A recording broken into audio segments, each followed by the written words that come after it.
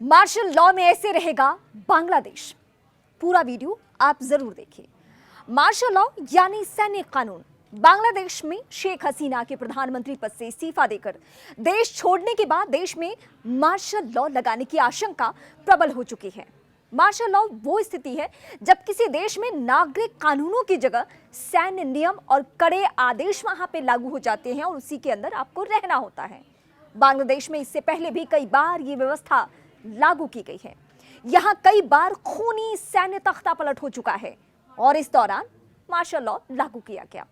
बांग्लादेश का इतिहास कई महत्वपूर्ण राजनीतिक घटनाओं से भरा हुआ है, जिनमें से मार्शल लॉ एक महत्वपूर्ण भाग है। बांग्लादेश ने साल 1971 में पाकिस्तान से अलग होकर एक स्वतंत्र राष्ट्र बना। उसे आजादी दिलाने में भारत ने अहम भूमिका निभाई। इस देश ने स्वतंत्रता प्राप्ति के बाद के वर्षों में कई बार राजनीतिक अस्थिरता का सामना किया। इस अस्थिरता के कारण कई बार वहां पे मार्शल लॉ लागू किया जा चुका है। साल 1975 में बांग्लादेश के पहले राष्ट्रपति शेख मुजीबुर रहमान की हत्या के बाद जनरल जियाउर रहमान ने सत्ता संभाली। उन्होंने देश में मार्शल लॉ लागू किया और एक सैन्य शासन की स्थापना की। इस समय देश में राजनीतिक अस्थिरता और अराजकता थी।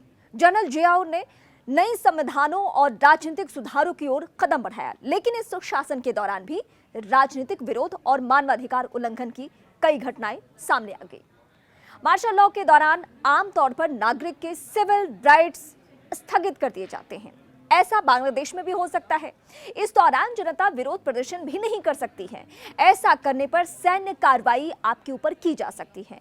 हर एक व्यवस्था सैन्य अधिकारियों की नजर रहती है उस पर। ऐसे में आमतौर पर मार्शल लॉ के दौरान सरकारी तंत्र अच्छी तरह काम करता है। जनता को सीधे तौर पर कोई परेशानी नहीं होती, लेकिन उनके सिविल राइट्स सस्पेंड होने की वजह से कई बार वो घुटन महसूस करते हैं। आइए बात करते हैं साल 1982 के तख्तापलट की। साल 1982 में जनरल हुसैन मोहम्मद इरशाद ने एक और सैन्य तख्तापलट के माध्यम से सत्ता संभाली और मार्शल लॉ लागू कर दिया। उनका मकसद बांग्लादेश में राजनीतिक स्थिरता लाना और भ्रष्टाचार को समाप्त करना था।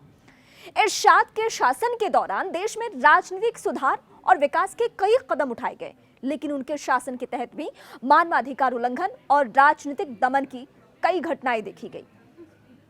मार्शल लॉ का प्रभाव कैसे होता है, ये बताते हैं। मार्शल लॉ के अंतर्गत कई बार सरकार ने भ्रष्टाचार और अराजकता को नियंत्रित करने के लिए ठोस कदम उठाए हैं। हालांकि ये सुधार अक्सर अस्थायी होते थे और उनके दीर्घकालिक प्रभावशीलता पर सवाल उठते थे। मार्शल लॉ लागू होने के दौरान आमतौर पर व्यक्तिगत स्वतंत्रता और मानवाधिकारों की अनदेखी की जाती है। सैन्य शासन के दौरान राजनीतिक विरोधियों और सामान्य नागरिकों पर दमनकारी कार्रवाइयां की जाती हैं। सैन्य शासन ने बांग्लादेश की अर्थव्यवस्था को भी प्रभावित किया। अस्थिरता और संघर्ष के कारण आर्थिक विकास धीमा हो गया और निवेशकों का विश्वास घटा। मार्शल लॉ के बाद बांग्लादेश ने कई बार लोकतांत्रिक शासन की दिशा में कदम बढ़ाए। हालांकि हर बार बदलाव के बावजूद राजनीतिक अस्थिरता और भ्रष्टाचार जैसी समस्याएं बनी रहीं।